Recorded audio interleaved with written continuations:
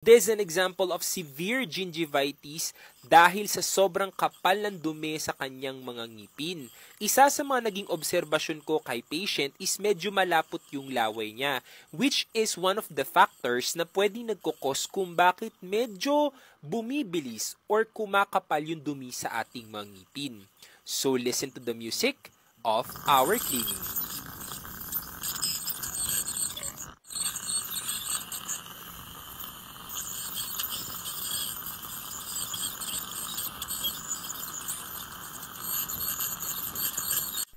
So, sa mga nagtatanong if galing pa ba yung gums niya at babalik sa dati?